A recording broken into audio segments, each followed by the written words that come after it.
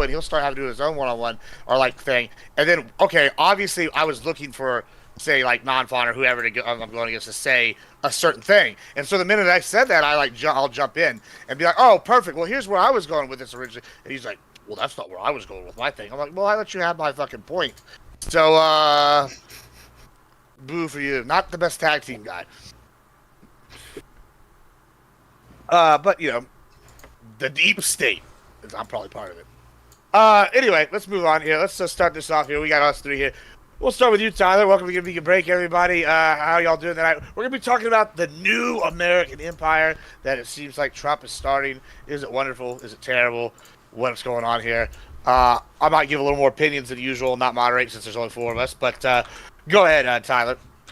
All right. Well, it looks like some good stuff. Some good stuff has come from the Mexico and the Canada. Canada, it's argued that actually most of that stuff was coming anyways. There was a couple new things I don't think that were announced, but for the most part, it was already on the way. Same with Mexico, but maybe they kicked it up a little bit. I didn't see anything about troops. In reality, the Republicans criticized the 10,000 troops that went to the border when it was Biden doing it, saying they were ineffective, and they really did nothing. So the 10,000 troops are mostly symbolic, and so Trump can say he got a win. Where I think he actually got his biggest win so far was Panama. That Belt and Road Initiative, the Silk Road, whatever, that's actually something that's kind of a big deal. Working against BRICS is kind of a big deal. To get them to break away from that, hopefully that starts bucking the trend in Latin America. These countries that are working with them, Panama already conceded. Thanks for the sub, Isaac. The resub. I appreciate it. So it looks like they're probably going to keep it and give us a much better deal than we were getting. As far as Gaza goes, I'm still like, I lean as an interventionist toward it, but I've still got some things I want to bring up that are major concerns, but I think that who better to go in and manage the rebuilding process than us? That's what American exceptionalism is, and that's something both parties used to agree with for a long time. All right. Not fun. I didn't even know I was going to be here, so don't expect super high conviction takes. On the, like, Mexico, Canada, even Colombia whole tariff thing, I'm way more concerned about the actual implementation of tariffs than I am with just them used as a negotiation tool. I don't think the concessions he got out of Colombia or Canada were super significant. The Mexico thing might be a little bit more significant, but we also agreed to enforce on our end preventing guns from going into Mexico, which I think is good, but that's, obviously something we weren't doing before. That's an extra cost on our end. When it comes to Gaza, I think I don't think Trump is actually being serious about full-on annexing it or anything. I think there could be a good way to allow, some not deportation, like even transfer sounds like a loaded term. Allow some movement of people from Gaza to like the Sinai or even to Jordan. But I think it should be a temporary thing. I think we should be trying to aim for a two-state solution. I think the best way to achieve that, it has to be a unified government between Gaza and the West Bank. I don't think that works if half the population of Gaza is deported, or if Israel is permanently occupying the Gaza Strip in the same way they occupy the West Bank. Maybe it'd be justified for them to keep some corridors. So I don't know a ton about the Panama thing yet, because that just happened, but what I do know is we run a trade surplus with Panama, okay? And from Donald Trump, I know that trade deficits are actually subsidies, and we have Panama subsidizes us $11 billion a year. And, actually, the Panama Canal only even makes $5 billion a year. So it seems like, according to Trump's logic, we're winning. That's all I gotta say. Nice. And the JC. Yeah, so I am for American empire explicitly. The problem is Donald Trump isn't. He doesn't care about America. He doesn't care about liberalism. He doesn't care about democracy, obviously. He cares about himself and what gets him the most likes and claps in the moment. He doesn't have enough of an ideological dedication to the spreading of liberal democratic principles across the world to actually give a damn to plan out any sort of constructive action towards that end. The Gaza proposal is probably the most blatant example in recent times, but the extortion from Canada to have them just agree to follow through on the bill What's that up, they Bisky? already were going to follow JC is through on based. anyways, that they decided back in Now December. you're about to do a full 360 on being an isolationist. I can don't recognize know. how from the outside, someone who's severely uninformed about how government functions or about what America is all about or what basic economics are, could look at what Donald Trump does and say, wow, what a great guy for spreading American values and what a great American empire guy. But he is going to flush this country down a toilet if it gets him the most clicks and likes from outspoken American enemies like Vladimir Putin, like Xi Jinping, and like Kim Jong-un, who he has palled up with many times in the past. So he's anti-American, so I don't see how he could be for American empire. Interesting take. Yeah, so since it's only four of us, I'll jump in on this. Yeah, I mean, I like the idea of the new Trumptopia, Magalago, or whatever. Magaza. Yeah, Gaza. I mean, there's a whole bunch of good ones. That people have had. What is he trying to say? It's going to be the Riviera of the Middle East. Okay. Here's kind of how I look at it. Like, I don't have a dog in this fight. Listen, all the Jewish people I know, I seem to like, in real life. All the Muslim people I know, they all seem to be nice enough people. I don't really have a dog in the fight, right? However, when I look at like Russia and Ukraine, I personally think, if Israel really wanted to, they could have made this shit a lot worse. Like, they could have, I get maybe there's some people that died that didn't need to die. But if they really had wanted to just wipe Gaza off the map, we've seen what Russia's doing. They're just indiscriminately artillery striking and drone striking cities. So it's pretty clear to me when we compare the two wars that Israel's really played with kitty gloves on in Gaza. And that's kind of hampered them and I think allowed Palestine and Hamas to be more effective than they otherwise would have. That being said, I think at this point in my life, I think it's pretty obvious that the two-state solution is not going to work. There seems to be no will or desire.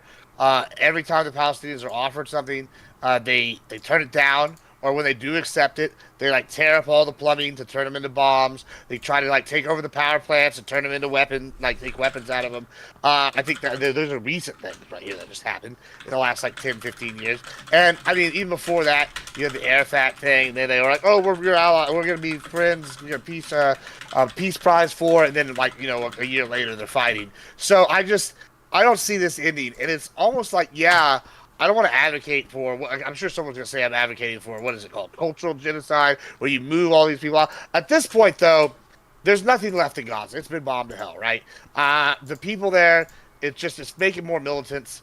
There's a disputed area between Egypt and the country below them that's nobody's claimed. Let's just make that new Gaza, move everybody there, and then we can turn the Gaza area right there into a casino wonderland, and everybody could go out there and call it, instead of Atlantic City, it could be the Mediterranean City or some shit. It's gonna be wonderful. Also, they have oil off the coast, and we know how much we like oil, and that's great. I mean, I'm big fans of all those things. Trump's a bit of a bad communicator, and at first I was also thinking he was actually going to expel all the Gazans as well, but I watched the bargain bin Kayleigh McEnany, the new White House press secretary. She's a little fiery, but she's not Kayleigh at all in my heart. Oh my God. Kayleigh, not Kareem Jean-Pierre, though. Anywho. Sorry, I got a little off task there. Trump doesn't want to spend U.S. money. He wants to be the overseer. They're calling on partners in the nation, in the region, to fund this rebuilding, to rebuild a Palestinian state. So my second concern was actually about isolating Saudi Arabia, because as soon as Trump made this announcement, they came out an hour later and said, there will be no peace deal with Israel if Palestinians don't have a state.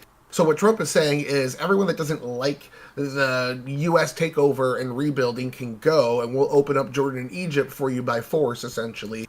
But everyone that wants to stay, he's going to rebuild it for them to be something that America oversees, kind of an American, maybe not, American territory. Yeah.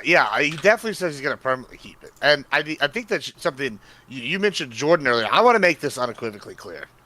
Jordan, unless they are threatened with their state not existing, or given some massive olive branch, kudos, pork barrel kind of deal, Well, I guess the Muslims hate pork, but y'all know what I mean. It's an expression. Thus, they're given something along those lines. There is absolutely zero possibility in my mind that they agree to taking any significant number of Palestinians. We'll see. Because, well, I'll be tell you here in what. 5 days. Listen. Let me give you an example. They're coming to the White House. The king is coming to the White House. Sure. Like I said, the caveat being they get something massive in return, because last time they took 4 million Palestinians, what happened? They tried to overthrow the government, tried to assassinate him, and then started a civil war that like only recently ended. Like I don't see King Abdullah being like, yeah, I'm ready for round 2 of that. Like Egypt has some problems too. It's the same and thing. Egypt's not sturdy at all in their government. But you notice Saudi Arabia doesn't want to take him. Does anybody else find it kind of weird how the non-interventionist MAGA are suddenly all about like a full-on like U.S. like dictated kind of like restructuring of the Gaza Strip just because Trump decided it? And does anybody find it odd? I mean, does anybody find it pathetic how quickly they trip over themselves to suck on his cock? I mean, I'm pretty excited because I've been saying that I wanted basically this when we did Iraq. I've been saying we should. That's another good point. Iraq. We got stuck with the two people who are both always interventionists. Yeah, and so they're just saying what we wanted. It's great that Trump is coming around to my point of view. You know what I'm saying? That's what's really happening. I thought he always was going to. He's been pretty good with Israel generally. Yeah, like moving the embassy to Jerusalem. That went over super well for the region. Yeah, well, what other country... There definitely wasn't a, border riot. What other country, though, do we tell them what their capital is? Like, what other country is... What other country is occupying disputed territory and has their capital in disputed territory? What do you mean? I don't think there's any dispute, though. What do you mean there's no dispute over who owns East Jerusalem? Really? There's no dispute over the interpretation of 242? There's no dispute over the legality of Israeli settlements. These aren't disputed things. I don't think so. I think this is basically refugee camps that were. Okay, so then you're just dismissing the validity of the Palestinian Arab perspective completely. Then, for the most part, yeah, I've heard it. I mean, that's fine, but like you then if it's like but you acknowledge. Wait, you acknowledge there is a different perspective. Yeah, absolutely. And so then I'm not sure why you would tell non-fon it's not disputed. It clearly is. What a stupid thing to say. Legally, and then admit. Hold on, let me ask you a question. That's the stance of our country. Is legally, it's not a country. Well, let me ask this. All right, so let's just start from the little way back here. Not all the way back, because they've been fighting over this land for what 6,000 years. But let's just start a little bit. Do we all agree when the British conquered Israel and they had it and it was under control that Britain owned it and it was theirs? Do we all agree at that point? Are we talking about post World War I, like the dissolution of the Ottoman Empire? I don't know that I would call that Britain conquering Israel. Yeah, but they owned it. They were the administrators of the territory. It was a British mandate. Too many promises to too many people. But we do agree that it was British legally was in control. It was theirs, right? Yeah. Okay. I mean, I agree with that. Sure. British mandate for Palestine. Okay, so after World War II, Britain decides they're going to give it up to appease the Jews, right? We agree at that point they have the right to do whatever they want with that land, right? Morally or legally? Not morally. We're talking about legally. Okay, we're talking about legally. Again, it's fuzzy, but sure. If we're talking about morally, that's kind of the problem with the entire conflict. That's like the point of the entire conflict. So I'm not sure why we should just brush that aside like so completely. Well, we'll get to that. We'll come to. Don't worry, Papa. We'll get to the moral. Wait, hold on. When they gave it up, though, it was they introduced the resolution. I'm forgetting all my Israeli-Palestinian history. The resolution 181, though, right? And that was rejected by the Palestinians, and then Israel went to war, and only then did they declare. I guess they declared independence first, and then went to full-scale war with the other Arab countries, right? So I don't know. Yeah, that was like 46 or 47, right? Yeah, 47. Yeah. 47. They declared independence, and then the war happened in 48. Yeah, that sounds right. When you say legal for Israel to do whatever they want with the land, I don't know the full. Yeah, legally. This is where it gets kind of funky, right? Because the idea of ownership isn't like transcendent from continent to continent. It's a cultural, contextual thing. So there are plenty of like Palestinians. Is it though? Yes, it is. Yes, it is. We can have different ideas of what we think blood and should soil. mean. and we can have an argument about which idea we think is better. But if you go there and you tell a Gazan, like, hey, ownership means that the Jews legally had this land, so sorry, you're SOL. They're not going to give a single flying fuck about what you have to say. Ownership is culturally contextual. So there are plenty of Palestinians who are native to the region that believed that land that they lived on was owned by them. Based as fuck. This is the most pro-ethno-state thing I've ever heard in my life.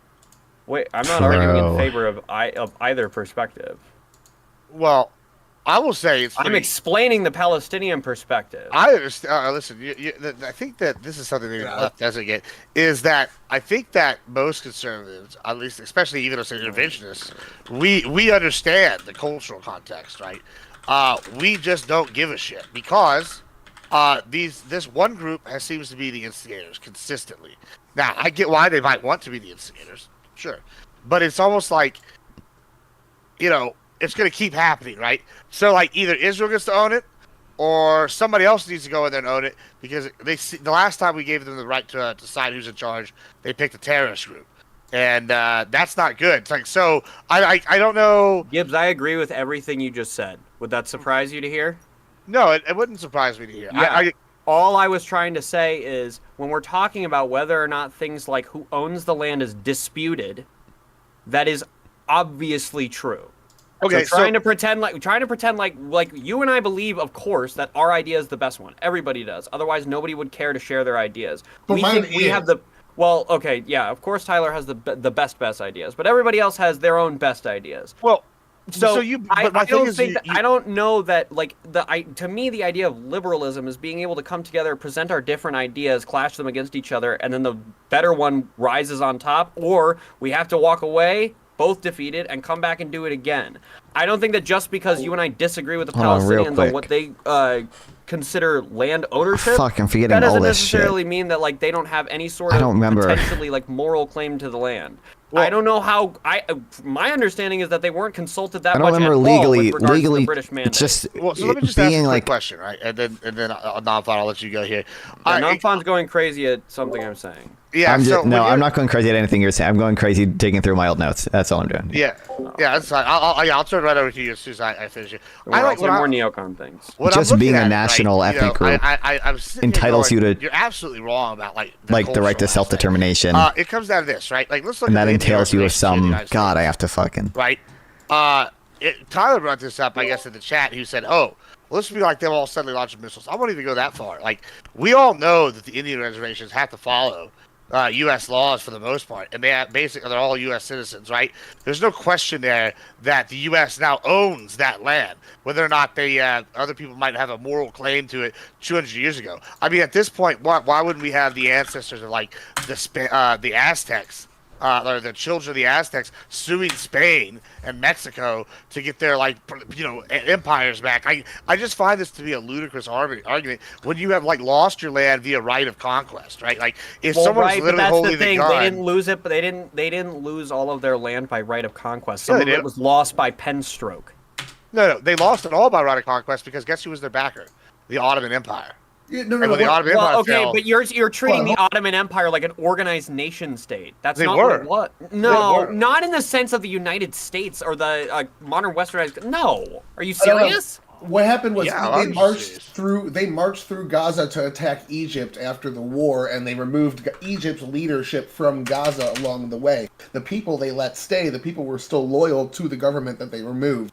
And then they took control of the area, kept it occupied for 20, 30 years, I'm pretty sure. So that's we're getting a little off there. But they went in there and they removed the government that was there. So let's go to Nonfon here, because I know he was jumping. No, well, I mean, I was just trying to dig through my old notes. So my understanding is that I honestly forget at this point. If you have if a group of nationals has some group of characteristics, they are entitled to some right of self-determination. And then, even though Palestine has never had a state, Israel can still be classified as occupying that territory, and there are certain acts within an occupation that can be illegal. I'm of the belief that the occupation itself is lawful, and it was lawfully created in self-defense in the 67 war, and 242 does not require them to withdraw from all the territory they occupied.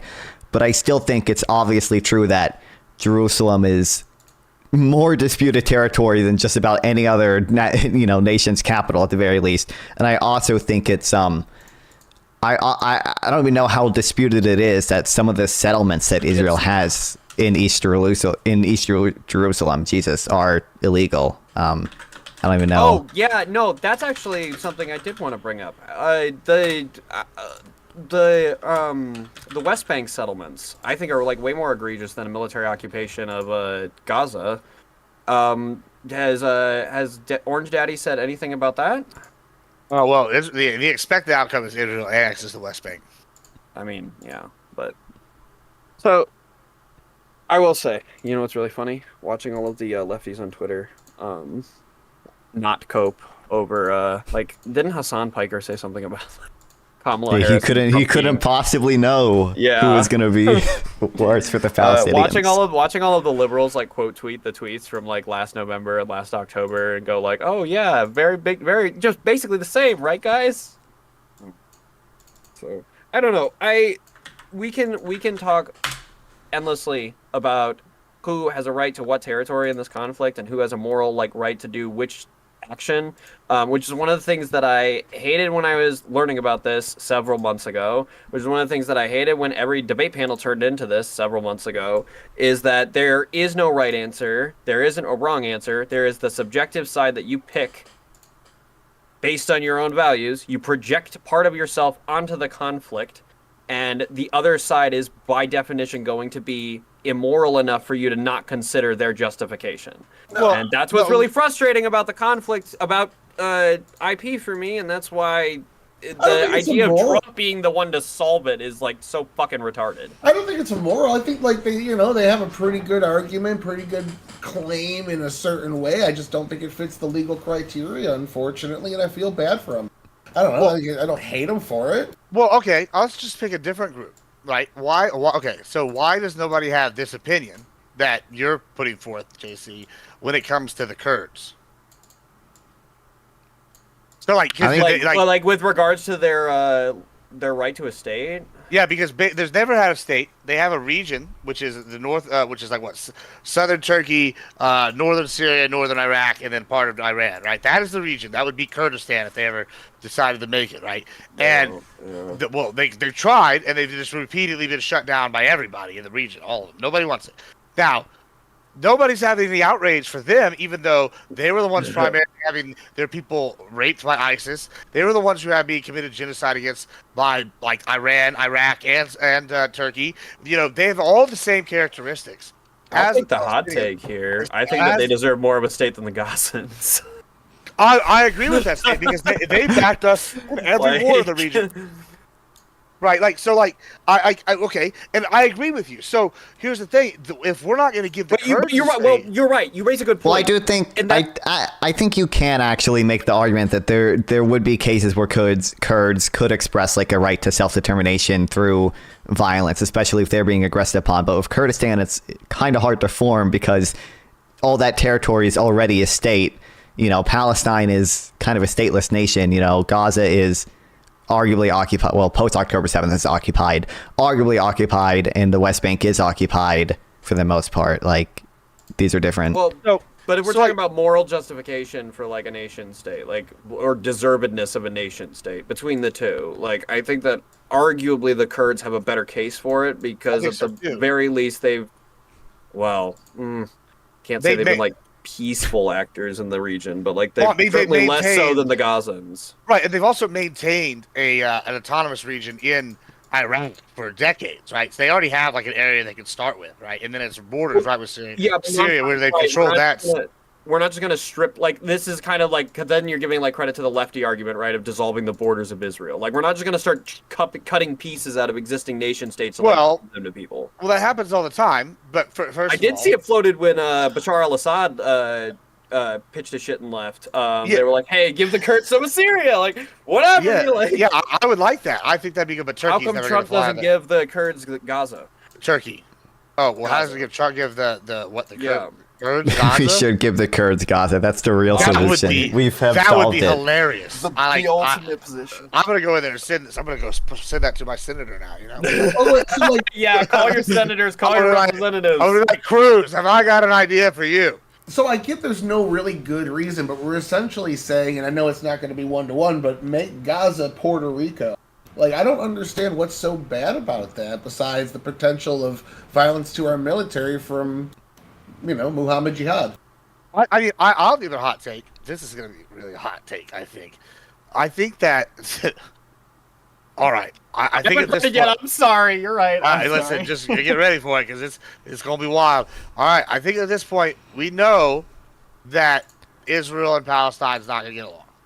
We know that it's very unlikely that any of the surrounding Arab states want to take these people willingly.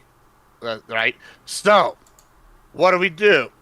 I'm for this because sometimes, and there's a reason why, like, say, the Comanche in the United States and the Aztecs suffered quite a bit more than, say, the Apaches, who basically turned into the Texas Rangers, right? Because guess what? If one group's willing to work with people and the other group is willing to, like, blow everybody up in order not to get it done, then I guess maybe it would be better long term, because in 100 years, are people still going to be arguing about this if we just move everybody out and just, all right, now it's it's its own thing. And I know that's not the happy answer, and I'm not saying kill anybody, but I'm saying maybe we force one of these other countries to take them, turn this into a different area, and then now it's just not theirs anymore. And if you're not there to fight over it, Israel doesn't have to worry about policing like what's something that's basically inside their own borders. I know people aren't gonna like that take, but maybe it's good for the long term. But much like most of Trump's foreign policy, the end goals are somewhat nebulous, and the end Also, goal I don't is- even. I think is that completely unrealistic. depending on how it's done, I really fucking hate the word ethnic cleansing because it's a totally meaningless term to me. But that could be like an ethnic cleansing thing. Right, it could be, Like- right? Like, What, translocating a populace out of their current people argue An that entire Listen, the land that they have cleanliness- like a connection Cleanliness to. is next to godliness, okay? I don't want to hear about no ethnic cleansing. I don't know about that, but okay, but really, I get that argument that it's like it is like cleansing-esque, but it's kind of like, it's happened in history. We can look at these are kind of bad things. You can look at the Native American reservations, right? At least they still exist in some capacity instead of being like genocided. No. You're not seriously going to say something like Shades of gray, Papa. Shades of gray. This is not shades of gray. This is the what's United better for the States long government term? giving them consolation prizes for stealing what was, at the time, owned by them. Got here, not legally, sorry, don't want to trigger Tyler, but pretty sure they were already here when we got here. Tyler, also in that thing, share the chat. Also, I can't see the chat for this for some fucking Yeah, reason. you were supposed to set up your Twitch. Yeah, I work 10-hour days. Yeah, it happens. So Wow. yeah, go into the shared chat thing, and it's gonna be underneath What it am on I that little supposed thing. to do? Not you. This is to Tyler here, and then click. Non-Tyler, you would do it too. We're trying to. Oh, I guess you. Yeah. Don't. Share. So yeah, Well, I'm in Tyler, it. you I gotta don't go in there, know. and click the share. You gotta click the shared chat button, Tyler, and it'll share all our chats together. It's on the Is this right-hand on side. Twitch? Are you guys streaming together? Yeah, we're doing the streaming. Yeah. thing. How the fuck do I do that? Friends. You go to I guess either any of my. I go to. I'll go to We can you, just- Gibbs. Yeah, we can invite you. Is your thing the same Oh my thing? god, it's me! How do you spell your thing? The big JC? It's all one word. Here, I'm gonna print screen. I'm just gonna drop this in. It's, this, I'm gonna drop it in a DM. Just because that's what I already have up. Now we'll make the front page, boys. Oh, turn Yep. off your microphone in the in that room there.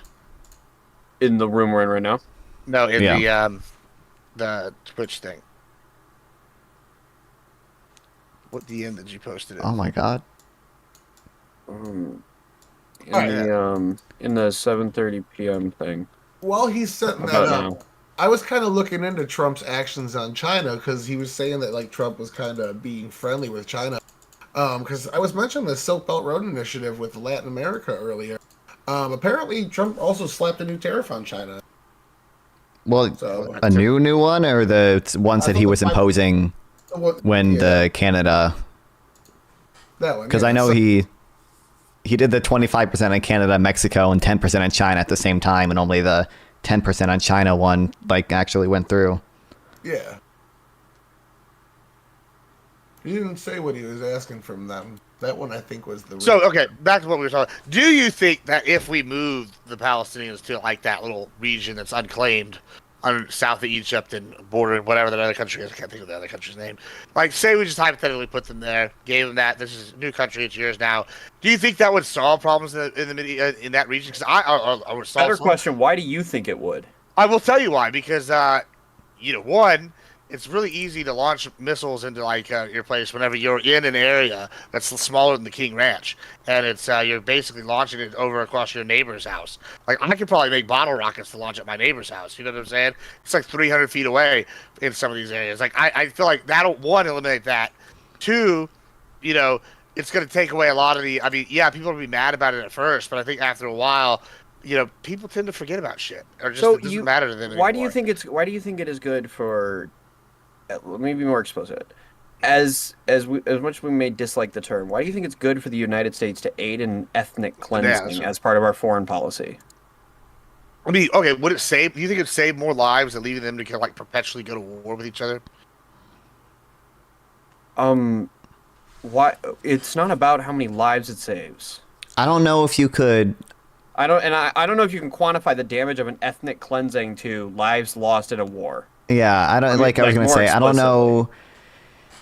It's hard to quantify the damage of like arguably getting rid of like Cultural an entire culture, right? Yeah, deporting these people from land that they've lived on for years by now, and moving them to like Egypt and Jordan. But for any other refugee situation, that's the goal, is to eventually find them somewhere else where they can permanently live. Well, I think so. I think there's a way that you could not ethically cleanse them, but a way that you could allow refugees to enter Egypt and Jordan. That would be good, because I think there's a lot of people in Gaza that don't want to fucking be in Gaza because it's overcrowded and because everything is destroyed by now.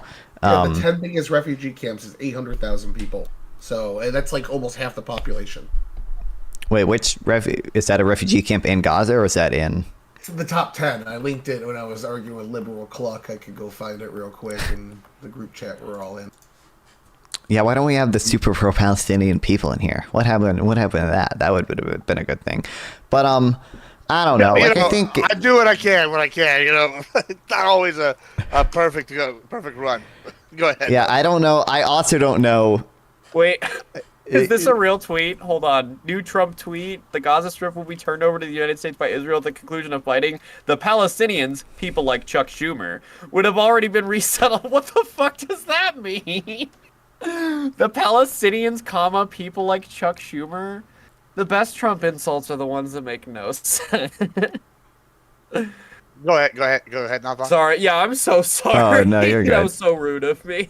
I was just, I don't know how I'm conflicted on how I feel about this. You could, and I think Egypt was even planning on doing this at one point, like build a fence within the Sinai and let the Palestinian people move there. But I also don't know. I don't know how I feel about like moving these people. Like at that point, I might consider Gaza an open air prison if we're literally like shipping these people into like a fenced area within Egypt so they don't cause any problems within Egypt. But that could be what's best while Gaza's being like rebuilt, and then isn't that telling though? Isn't that like all right? I just to play devil's advocate, we're gonna have to be careful how we phrase this. Isn't that telling though that like nobody wants them, and Egypt's like, oh look, y'all gonna cause problems here, so like yeah, we would like to help, but at the best we could do is border off this other area over here and just go, y'all are going there because we don't want you mingling with the general populace. Like it's telling to the level of radicalization, but that doesn't have anything to do with like the necessity of solving the problem. Yeah, I think it's also telling just to the way Hamas operates and the way the terrorist organizations operate. They don't wear insignia. They don't. And we know the same people hidden up in the mountains in Egypt had tunnels going into Gaza that were feeding weapons to Hamas. The Muslim Brotherhood and Hamas were working together. We know that there's a large percentage of people, if Egypt let them in, that would aid the Muslim Brotherhood, who was in control of the government until there was a military coup to push them out. So they don't want to put more lumber on the fire of resistance to the government in power, and I understand that. Like, they have good, legitimate reasons, but, you know, they could go to Turkey or something like that. It's so wild that, like, each of us individually during this panel has thought more about, like, a practical, pragmatic solution to the situation than Donald Trump ever did before, like, engaging that press conference. I mean, but hold on. And he's our president. Yay! Well, this is interesting to me because you say that, but it seems like he's put some thought into this. Like, oh, Israel's done all the fighting. We're moving in after they finished. Like, that means... What thought has he put into that? That we're going to try to do this with a minimal loss to U.S. troops? Yeah, it's kind of like the biggest complaint that people have. No. I'm sorry. They didn't get the oil. So we're going to get the oil this time with the... being the ones that are going to be in charge of investing in this land and controlling it economically, at least to a degree. Okay, so I am totally fine with even heavy-handed U.S. intervention in resolving this conflict. I think that over almost 100 fucking years, we've established that these two peoples are not going to get along without somebody making sure that they do, at least for a generation or something. So I'm okay with even, like, military action to reunite or two-state or whatever the solution may be.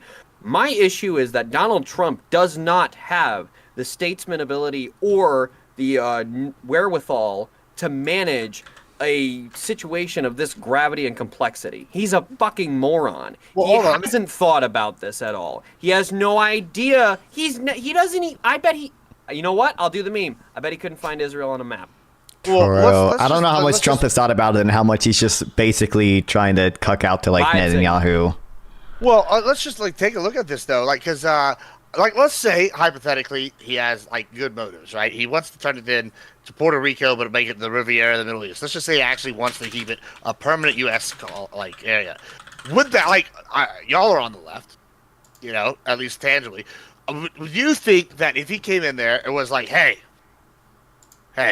all right, Palestinians, if y'all want to stay, if any of y'all fight us, we're kicking you out. But if y'all want to stay, you can stay and help us build, and we'll build you a nice area, and you're going to become, you know, I don't know, people of our special economic zone, and maybe your kids might be able to become American citizens after a generation or two or whatever. And then we're going to own this for perpetuity, and you can have your ancestral lands here if you stay and help us out. But if you cause any problems, you're dead or gone. And, like, this is going to be like, that what they want? I mean, it really doesn't matter what they want at this point. That's Right? what it's gonna be. I don't know. I think there could be a decent way to do that if you have it, like, led by mainly Arab states and the U.S. is maybe just like the overseer. I don't even know. Like, I think Tyler mentioned, I don't think Saudi Arabia would be down for, like, peace with Israel anytime soon if we literally deported the entire population of Gaza. What would be the, like, I guess what I'm asking you is if they did it with somewhere where he's like, these people can stay if they don't cause problems, and it was U.S. led, he didn't breathe air, so what would be the objection if it's like, okay, y'all have everything you want, you're staying here, we're keeping Israel out, we're keeping y'all, we're making sure all y'all's infrastructure is good, the only thing we're cracking down on is terrorists, we're giving you schools, we're giving you hospitals, you got power plants, we're feeding you. Like, if we did all this, and the caveat was, this is now an American territory, is the only objection, we want to rule ourselves? Like, the objection is that we tried this. The objection is that we tried this. It was called Iraq. In Afghanistan. Well, the only reason why it didn't work in Afghanistan is because we left. It was working while we were It was not going to work in Afghanistan. Anybody who says that is fucking think if we stayed there longer, there was cultural resistance. If we'd stayed like 100 years, we would have probably got it. 2-3 generations. 100 years. Sure. We're still in Germany and Japan. Let me give the fucking argument that's been happening since before I was even fucking born, or before I was even fucking aware. Do you want to be there for 100 years? Yes. Okay. Didn't we spend $2 trillion over the course of those wars? How much would it be? I get it, but like if times 5, that would be. It But hold on, doesn't matter. okay, If why? Trump wants Okay. to do it, the money grows on trees. but if Germany- he doesn't like That it, is true, Austria, actually. It's not even that. It's empire building 101. Like, look at like what Rome did. Like, why is it that all the European countries have this fondness for Rome and they wanted to return to the Holy Roman Empire over and over and over throughout history? It's because they have a shared cultural background with this, right? And it's because Rome's, once they conquered an area, they stayed there for a couple hundred years and they changed the culture. They built cities. They brought these people in initially into their auxilia. Then after they serve, they can become full Roman citizens. Their kids are going to become citizens, and by generation 2, 3, these people were more Roman than they ever were German or all these other things because they shared culture and history. So when I say I would have liked to stay in Afghanistan 100 years, I would have liked to stay there 100 years, and it'd be ours, right? And we turn it into like in America. Like it's a lot different than say like Texas, which already has this shared culture that like between the two. You have to sit there and build the culture. Look, Yeah, there- and then the hold Romans on. were defeated by barbarians. Yeah, that's because After like 2,000 years. There is an Well, opposing okay, force. but like, There's an after opposing 2,000 force years. over here, China, that is doing the same thing. They're going to countries in Africa. They're going to countries in South America. They're giving They're them not a ton trying of money. to make to them invest. China. They're building them up in a similar. I mean, they're not war. Yeah, but I mean, we invest in other countries too. Like, I mean, I think That's China's not- been well, I think China's been I'm gaining with Tyler ground on in this recent one. It's not- years. It's not the same kind of investment. No, this is more of a cultural investment. I feel they're than, going like, above and beyond. because America has so much Iraq PTSD that they don't want to get involved in like any sort of like nation building ever again. But there was a better way to nation build. There's some bad examples. I agree, but Trump doesn't know how to fucking do it. His administration. will Also, be I guess doing I'm it. just not. His administration is full Hold of on, hold on. sycophants, dick sucks, and Let's- retards. No, they let me- wouldn't. Let's Doug hold Burgum on. is Hold the on man. one second. Let Don Pete Go Hanks. ahead. I think Don't keep cutting him off. Let Don go. Here, let go. Go ahead. I think I could be sold on this, but I guess like right now I'm not super sold that like a two-state solution is literally impossible. So like if I'm not sold that a two-state solution is impossible, then I would want to. I think that's the aim that we should be striving for. And I don't know if a U.S. territory is like preferable to why giving you- the Palestinian people self-determination. I know why you think that the two-state solution is possible. You ready for this big brain take I got? right Okay. here? Yep. It's a real big brain, right? It's because you're young. Once you get a little older, you're just gonna be like Literally, you're gonna fuck be. you. I'm so It's fucking not- tired of that it's being not used that- as an argument it's to real. legitimize No, someone's hold opinion. on. What a It's fucking actually- it's stupid. actually- I expect it's better not- from you, Gibbs. Oh, well, Jesus and Christ. it's actually not dismissive, and I'm going to tell you why. I think that you still have that you still are like optimistic, like you still see this world in like a green thing, and that's good. Rose-colored glasses. I think that's a good thing. Don't try to hold out as long as you can. I now at this point don't see the world that way, and after all like 30 years of just seeing these people killing each other, I am very convinced that they don't want. They hate each other. They want to wipe each other out, right? And so I wonder what is the most humane thing. Is like it's like if you have two pit bulls and they hate each other, what's the humane thing to do? Well, you rehome one of them so they don't kill Yeah, each other. I right? understand why in your old age and senility your dementia would lead you to that conclusion, but us young Correct. people with Maybe working CTE. brains don't feel that CTE. way. So. I feel entirely vindicated in predicting this. I was worried that like when I said that like if Trump was elected, the two-state solution might end up just being permanently dead. I was worried that was because like I was young and I had never seen like, these people fighting before, and like whenever these people were fighting people for the first time, seeing it would say like, oh, this is the last round of fighting. This is it. Like there's not going to be nothing after this. Now that we're talking about like annexing the West Bank and deporting all of Gaza, I feel entirely vindicated saying because Trump was elected, the People are two-state just solution smarter, is it now seems. substantially less likely. You don't have the extra decade of retard clogging up our brain. The caveats So that real. you guys were giving earlier were caveats to this. He's not saying everyone has to go. He said he's going to rebuild it for the people that are there, but anyone that's not on board with the U.S. coming in there and doing this, they're the ones that he wants out. So I don't necessarily see it as like, I see it as what you guys are saying. It's going to be similar to, probably not one-to-one, but similar to how Puerto Rico is maybe in 25 years. And you'll see J.D. Vance cut the success ribbon in 12 years from now for the celebration because they rebuilt the whole place with Saudi Arabia's dime. He'd have to Well- win an election first. Well, I guess I don't see, and maybe this isn't necessarily a bad thing, how practical it would be to make Gaza Puerto Rico without Hamas being completely gotten rid of. And I don't know. we already got I don't know how most of them. Who? I don't know if Fuck we that. got, well, Yeah, I mean what? it's the size. Oh man. It's Oh fuck smaller what? than Oh no. They couldn't even take Israel. There's 9 million people there. We're about to roll up in there with the #1 army the world has ever seen in the history of humanity. It's feasible to get rid of Hamas. I don't know how feasible it is to get rid of Hamas without like a massive civilian toll. Well, this is something. Is Gaza worth provoking a nuclear war potentially hold with on. the Arab states by the direct U.S. intervention Nuclear war of with the Arab potentially states? militaries? Yeah. No, first of all, no Arab states other than Israel have a nuke. Yeah. Okay. Okay. All right. Cool. Yeah. So that's no nuke there. There's We have- that Egypt, I senility thought- coming back in here. I thought Egypt had nukes. Maybe I'm misremembering. Maybe Did they have? I don't think they have nukes. I'm pretty sure. I could. Be We wrong. know that You look it Iran up. has a nuclear program. I'd be interested. We Yeah, we know that for a Iran has a fact. nuclear program. But here's my thinking, right? You know, it's just I don't think I'm worried about that. This is something people need to hear. It's not Iraq. It's not Afghanistan. You know what it is? It's a territory that's smaller than the King Ranch in Texas, not just the Rhode Island. It's smaller than a fucking ranch in Texas, okay? It's only a few miles wide, a few miles long. Let me just give you an example here. People tell me all the time when I'm like, yeah, Texas Revolution 2.0, Republic of Texas. People are like, y'all can't take the U.S. government. They're too strong. They gonna whoop your ass. And I'm like, okay, we're gonna get our ass beat when the average Texan owns 3.5 guns. Yeah, right? you are.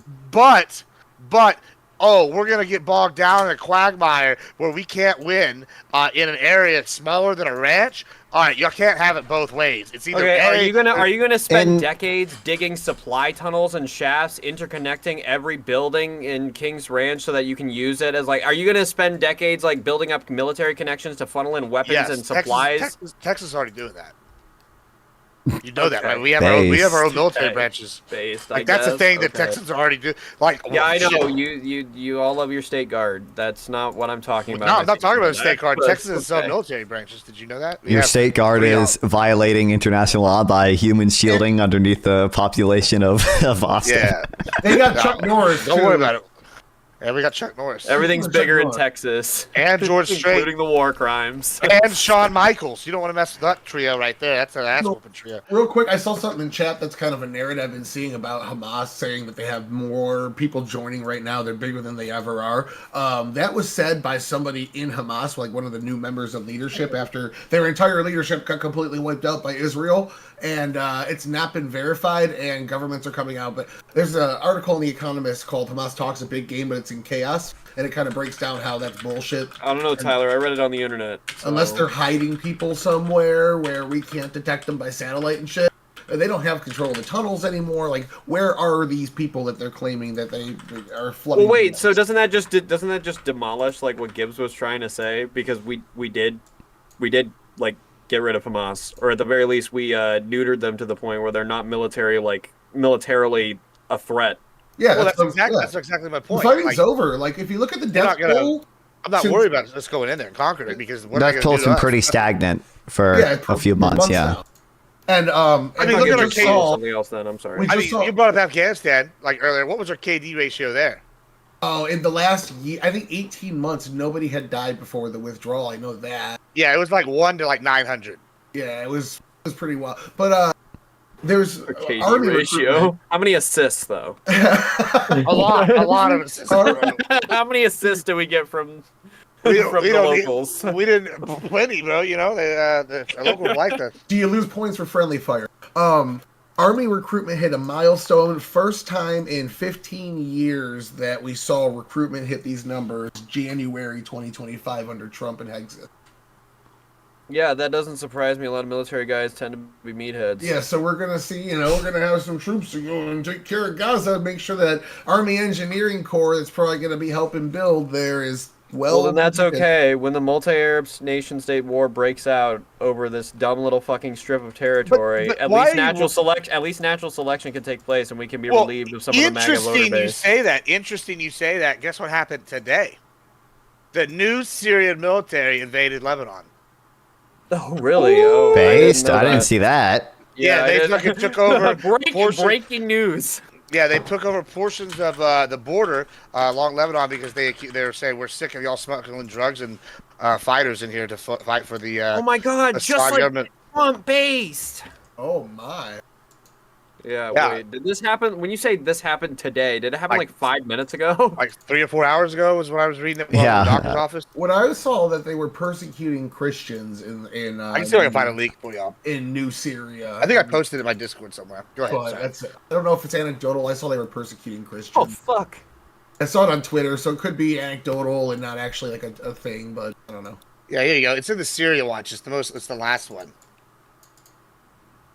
And I posted today. Damn, This- look at him go. Yeah, they're not playing around. So, we'll see how that goes. Yeah, I mean, so when you say like it's going to be a Do you not hear state what Tyler country, just said, Grand multi-state Designs war, enjoy? like, I mean, That would be because I think that the majority of the Arab states, with the exception of like Egypt, basically are broadly anti-West and anti-America, and I feel like direct military action in the Middle East is like, especially prolonged military action. You're describing like a potential 100-year occupation to try and like restore this territory to some Would sort be of like, ours now. livable state. Okay, yeah, that's even worse in terms of provocation. I'm not sure, like, you don't think there would be any like large-scale war between the surrounding states and this new American what are they going territory? to do? What are they going to do? Yeah, who? Who's going to fight us? Not Saudi Arabia. They fucking love us. I mean, we're training all their pilots to fly Apaches. They're basically our second Not Israel. UAE. They're working with UAE, they're tiny as fuck. What are they gonna do? Send like 3 people out there with like spit guns? Like, come on. Qatar? I mean, not Qatar. They're small. Turkey might, but apparently they're No, supposed to be they're not gonna. they're supposed to be part of NATO. They'll probably use an excuse to us go in there as an excuse to go kill the Kurds in Syria. I What mean, we are and then describing right Egypt now. ain't I'm not shit. sure how many states would literally declare war on us, but I do think we'd be basically decreasing our amount of soft power in the world because all these states are not going to want to ally with us, and all these states are never going to ally with Israel if we control the Gaza Strip and the Palestinian people like never get statehood. That was What we're one of my describing- concerns, actually. Why? Okay, hold on. This is maybe. Wait, maybe I what we're don't describing now understand too is the present mentalities of these nations. We have no idea what this looks like once there's an established, like, thriving U.S. territory right next door to them. this. Yeah, my question is this: why is it that the Palestinians specifically, deserve statehood over all these other countries? Like, say, I don't know. I'll give an example Kurds that we don't You wanna go that one? recognize. No, not the Kurds. This is even a better one. This is even a more legitimate country that's not recognized as a country. Taiwan. Why do the Palestinians deserve something that Taiwan, who actually owns all of their land, has control and has fought China off? Why do Taiwan not deserve to be a state, but Palestine, who's never won anything All right. and never been a state, deserves something? Gibbs, I'm going to I let you think- in on a little secret, okay? Taiwan is a country. Just don't tell China, okay? Just don't tell China.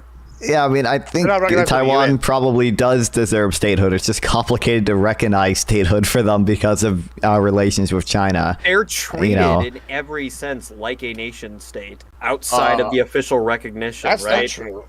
Oh, Indian what else? reservations should have statehood. That's what I'm saying. What else what are they lacking besides like the official declaration of like? They can't make a lot of trade deals and shit because of they're not recognized as a state. Well, okay, is that because they're not recognized as a state, or is that because? Well, if I say is it because of the relationship with I think China, it's that's like kind of the World both Trade the same point. Organization Yeah. can't recognize them as a state or whatever, so they can't be a full member of the WTO, and that stops them from doing Okay, shit. But I don't know the. Yeah, there's probably a lot Um, of levels, right? Yeah, this is But, not like, an if we- area of expertise for me. I'll admit. I just don't think it's practical to give Taiwan statehood without solving all of our issues with China. I mean, we've like, seen with the but I would still say they're Well, deserving it of would solve statehood. our issues. I just might not solve them in a happy way. And we did that. What Well, we've seen with the tariffs with yeah. China is people are moving to neighboring countries to move the businesses there. So not only has China, because of the economic prospering they've been seeing, wages in China have been going up, and like $4 an hour doesn't seem like a lot to us, but in countries where the dollar goes a bit further, $4 an hour is quite a bit, and that's kind of like the average wage there now. So I think that this tariff mixed with that is we're seeing businesses that were doing their manufacturing there move other places. Plus, Trump is threatening U.S. firms with a 100% tariff if they're U.S. based and took their jobs overseas. So we might see things come back. even when he threatened tariffs against Canada, food companies said that if these tariffs get slapped in, they have to move their manufacturing to the United States. So, yeah, I mean, we're going to agree a little bit. I think there is a strong case to be made for tariffs on at least some Chinese goods. I think targeted tariffs are going to be more effective than literally just tariffing everything, because if there are certain goods I don't really care if we buy from China, and if you tariff everything, you appreciate exchange rates more, and that undoes some of the effect of the tariffs. But I'm all for trying to offshore stuff, or trying to not offshore it, but get it production of. I guess.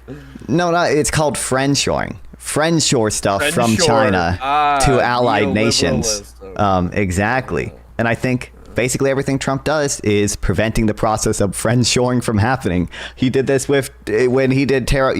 We had tariffs on some stuff from China already when Trump came to office, but like when he did tariffs on washing machines, that also hurt washing machines that we got from like South Korea and Japan, which are our allies. I don't really care if we're buying washing machines from South Korea and Japan. I don't think we should be damaging our relationship with these countries, including the EU, which he might have a trade war with next. We'll see. Just to get shit out of China. You can get shit out of China by just tariffing certain goods they don't want production to be in China, and you can either subsidize it here or let it go to an allied nation. So I want to. What's real quick? I want to get your your opinion on this too, because I know you posted about this on Twitter a few times, and I saw Econoboy post about it as well. And it's the Sovereign Wealth Fund, and I don't know if it was Tyler. Was Tyler I think said it? I think Fabi literally also said it. And they're like, in the context of, hey, we're trying to empire build. This is a very empire building thing, and I think that's included because a lot of countries that have tried to build empires have similar things to the Sovereign Wealth Fund. It's a step in that direction. Would you agree with that sentiment, or what do you think of the Sovereign Wealth Fund? What are your opinions on it here? I mean, I think I'm not going to be as pro Sovereign Wealth Fund as Econoboy, okay, but. I don't know how much I care about the Sovereign Wealth Fund just because it's good for empire building. I don't think it's actively destructive the same way that tariffs on our allies are. So I think that's a good thing. Sovereign wealth funds invest in other countries, and that often helps them rather than hurting them. But I think, sovereign wealth funds, I think, are pretty cool. The U.S. is not in a great fiscal situation, so I don't know how I feel about the opportunity cost of, collecting revenue and using it to fund a sovereign wealth fund instead of just paying down the debt. I don't know how I feel about that. But I think this is the most base thing Trump has done so far. Okay, is the sovereign wealth fund. Okay, yeah. It's Tyler. You look at Jack. JC, you can get in there too as well. Well, whoever wants to jump in first. Sorry, my cat knocked over a glass dish. I'm gonna have to be caught up here. You're good. Oh, you're good. We're talking sovereign wealth fund. I'll let Tyler go. Yeah, I've never really looked into it, so I'm not 100% sure where I fall on it yet. And it is good for the expansionism point that you're saying, but it's mostly a more developing nation thing. The part that bothers me about it that hasn't really sold me on it is I don't like the government acting as a competitor against the free market in the free market, because they're also the ones that make the rules and are supposed to be policing the rules. There's supposed to be a third-party body that oversees it. So let's look at the post office. There was an instance where a gentleman competed with the post office, and they ended up passing laws making it illegal for certain companies to do certain things and charge certain amounts, so they couldn't undercut the post office. That's why it's losing money, and the only thing they can do is use law to bolster the post office by making mail cost more for everyone that goes to a private company instead. And the idea of that is, once this company is in decline, it's in the government's interest to just not let it fail. So, let's say we invest in fucking Polaroid cameras, and then the smartphone comes out, and we're like, oh, our government's doing everything they can to keep the Polaroid camera industry alive, even though nobody fucking wants one anymore, because that's where the Sovereign Wealth Fund is. And I just don't like the idea of us relying on the market investment, especially for shorter term investment. JC? I mean, yeah. I'm not convinced this is a super huge problem in democracies. Yeah, so long as we're a democratic country and these things are relatively transparent, I think ideally the sovereign wealth fund would be managed, like semi-independently. It's not going to be managed directly by politicians, I would hope. I don't foresee that being a big problem. I don't think it's a problem like in Norway or in Alaska, who both have like sovereign wealth funds. It probably is. I don't know the full extent of sovereign wealth funds in less developed countries, but I would understand something like that happening in Venezuela, maybe. I've never looked into it. Now you sold me the other way. With Awesome. one word. I'm just tossing out ideas like maybe the sovereign wealth fund lets something stay. The government pumps money into a program that like the economy would let die because we've innovated past it, but because we have an investment in it, because it's generating X amount of tax dollars, we need to keep it alive, and it ends up being a money suck. And we end up spending more to keep something alive that we should have innovated past, which a business that has to make these decisions and otherwise they collapse would be able to make, where our government would take 30 years to realize and make a lot of dumb look at this choices guy. along So All actually, free market now. Toby Kenobi brings up a good point about the post office, but part of I think that the only reason why it's losing money is, or the major reason is the retirement funds for post office employees. That is true. I think he brings up a good point there. The post office is fairly efficient. I will say that. Okay, I'm going to give 2 examples. I have some concerns about the sovereign wealth fund because one, I'm not a bigger. I like big foreign policy government. I don't like so much big government when it comes to domestic policy. But I could be sold in the sovereign wealth fund, seeing how it goes one way or the other. I do have concerns about it being like exactly like what you just described, where it's like they play too much with the economy because they're trying to like push one thing or another, and also like the efficiency of it. Like the post office is probably. When's the last time you walked into a post office? I don't know if it's recently, but unless you live like in a small town, the post office is fucking awful. It's like the DMV in Texas used to be. The DMV now in Texas is pretty nice. They have like super centers where you go in there, they'll get you out in 15, 20 minutes. But like it used to, you'd be there all day. You have an appointment at like noon, just go ahead and get ready to be there till 3:30, right? Same thing with the post office. You got to get in a line, and it's terrible at the major cities. And I do think that it's a concern that they're taking over like the private market in some regards. I don't necessarily like that. However, like I said, I could be sold. Like in Texas, for example, we use something similar to sovereign wealth fund for education. We have the tax at the well, and all the money goes to 2 colleges, Texas A&M and the University of Texas, and then those schools have to spend all the money in there by the end of the year. Otherwise, it goes to the general education fund, and these schools are always just expanding. In fact, Texas A&M just got ranked number 9 in the nation and number 1 in Texas. It's because of this, and there's always a shitload of money left over in that fund because just there's no way they can spend all the money from taxes on oil.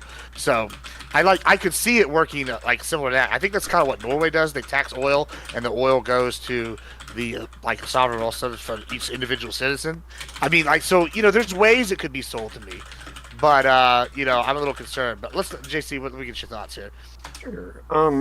So I love to point out, just because it always surprises me, that I'm like 1-to-1 in agreement with Tyler here. Maybe a step further depending on like the margins. But to me, the role of the market is to innovate and to expand and to grow the the quality of life and the all sorts of things like that. And the role of the government is to impose regulations on the market where necessary to prevent runaway things like a monopoly, and to help prop up the losers of the capitalistic system in a way where they can at least have some sort of quality of life other than starving to death on the streets. So to me, any sort of government involvement in investiture is just like a non-starter. The government should, for exactly the reason Tyler laid out, the incentive structure there is just too fucked. With regards to the post office, that's actually something that I don't think should ever be privatized. The postal service, shipping things, mailing things, there needs to be a good to great degree of government oversight on what's getting shipped, where it's getting shipped, some security checks, x-rays, all of that. Like, I want the government involved in every process of that, because shipping is something that is so crucial to our both domestic and global economy that there needs to be, this is one of those instances where the government needs to be stepping in and regulating, and I am even, like I said, okay with them just controlling it outright. I don't think that the market needs to be competitive in every single aspect. I just think that when we start to say, okay, we can cede some of this to the government, or we can potentially cede all of this to the government, like I'm proposing with the post office, then we need to be able to explain why. Like, we don't have the private, I mean, I guess illegally, but at least in the United States, legally, we don't have a private market for militaries, right? The United States military is the supreme armed forces body of the United States. There aren't like private companies that are investing in training soldiers, arming soldiers to compete with the United States Army. And that's a good thing. There are, though. There actually are, though. Well, sure, there are. For national defense? Yeah, we have. The U.S. military has, like, well, I don't know about for national. I was about to say they're not the U.S. military. I mean, yeah, I know we have like some private security companies that you can hire. I'm just not. I don't know how much that is for national. Not a comparison point. Yeah, well, and the same with like these like dipshit militia groups too. Those are not, and they're not even trying to compete in the market. Well, no, there is no. Well, I mean, it's not like compete with the U.S. military. It's more like fill a niche. Like, for example, you mentioned training. Like a lot of these companies, like we'll use what's the most controversial one? Like Blackwater, right? They would go in there and hire former soldiers, you know, or former high-level, like, policemen and other stuff. And then a lot of companies like that, they'll get contracts for the U.S. military to train, like, the local militaries. Well, okay, you're misunderstanding what I'm saying. I'm saying that there is no market competition for who is going to be the United States' official armed forces body. That has been wholly ceded to the federal government. Yeah, and I mean, I would agree with that. That's what I'm saying is, like, I see, like, shipping and the protection of and the preservation of, like, a safe and secure shipping system is as important to me. It almost goes hand in hand with, at times, the military, to the point where the federal government should be the only people that are dealing with that. We shouldn't have any sort of private competition in that, because while innovation I think innovation can still happen in the same sense that it still does with the military. Developing technology for this government service isn't the same thing as competing with the government service. So, like, when you're bringing up these security companies training soldiers, that's all well and good. I'm glad. I want the United States military to be the most powerful military in the world, which means I want them to have access to as much training and as much techniques and as much weaponry as, like, the world has available. But I definitely don't want Blackwater training an army to go head-to-head with the United States government in an open market where we actually get to, like, decide with a dollar who gets to be our military body. Well, you know, there's been times in history where private companies have had militaries on par with the U.S. military. Yes, but the fact that you're saying times in history means that those were probably mistakes that were learned from. I don't know about that. We're arguing for privatizing national defense now. I mean, well, Pepsi's one of them. Pepsi had like the third largest military in the world at one point because they bought, I don't know, but a shitload of old ships that are about to get scrapped. They're all military ships or some shit. Well, yeah, but that doesn't really count. I was gonna say, like, if that's all we've got, then the one that comes to mind is now this is gonna be debatable. If you were a fan and you held stock in this company or were a person that you loved this, it was the East India Trading Company comes to mind. They were basically conquering whole countries on their own for the British Empire. And like had portions of the British Navy basically working for them as opposed to working directly for the crown. Like even that was state supported, right? Like that was. Well, so but I mean, there's still like a competitor kind of thing. Though. This was sort of like Hessian mercenaries fighting with the Confederates, right? But that's hiring mercenaries as opposed to like a marketplace for a national like this is the thing is like the fact that you're bringing up all of these extraneous examples is just demonstrating like how incompatible the idea of like an open market and like a national defense body actually is we can't even find anything analogous in history because that's one of those things that we just go, well, of course the government gets to decide who the military is. I'm saying the government gets to decide how the post office and the postal system and the shipping system runs. It's the same level of importance. That's what I'm saying. Okay, I mean, like, I get it. I'm not Yeah. totally opposed to it. I think it would also be very hard for like any one company to even remotely compete with the U.S. military, like at that level. Right. That would be that. I don't want to say impossible, but it would have to. It'd be less like a company being that, and more like maybe like Exxon or some other major corporation decide they were going to get into that game. Would be Imagine it happening like tomorrow in the world today. Like if it just happens tomorrow, suddenly it's legal and it start. Yeah, I would agree with you. But if this was a precedent in America, like 100, 150 years ago, where we were having like tryouts effectively for who was going to be our military body, and it wasn't just something that the government decided. I feel like we might be living in a different world today, and you might not be able to make the same argument as confidently. So it's something. It's one of those like historically entrenched things. We're talking about Israel Palestine. The reason that the like Gaza situation is so fucked is it's so historically entrenched that those people are getting fucked. So sometimes history fucks you so hard that you can't unfuck yourself. I mean, like, Yeah, I mean- obviously, the free market exists on a spectrum, right? So, like, we Non-binary. yeah, exactly, I exactly. identify Like, as obviously, our market military, capitalist. to some extent, contracts, private actors, to defend embassies and to train people. But like when it comes to the actually running the U.S. military and making those decisions, that's all made by the government. And I think that like when it comes to the post office, first of all, if the post office is insolvent because of the retirement fund, I'm just saying, what Norway uses their sovereign wealth fund for? A pension fund, okay? We could get rid of all the government pension plans, get rid of we can get rid of all the veterans benefits and just use the sovereign wealth fund to fund all that shit, okay? I think that I don't know if Norway uses it for veterans, but we could use it for that. I just don't know. Oh damn! Oh boy! We lost our glorious leader. Oh man! Papa, Oh, he's no. back. I don't know what happened there. My Discord just reset for some reason. Obama. Yeah, that's who did it. Donfon was probably making a really good point, and then Nonfun just destroyed every argument you've made all Exactly, night, Gibbs, and you exactly. missed it. I heard all of it. Don't worry. I mean, it's just for me, like the post office. I don't know much of the empirics about it, but it'd be like an empirical question, like how much does the private market fail in delivering not healthcare, postal services to rural areas?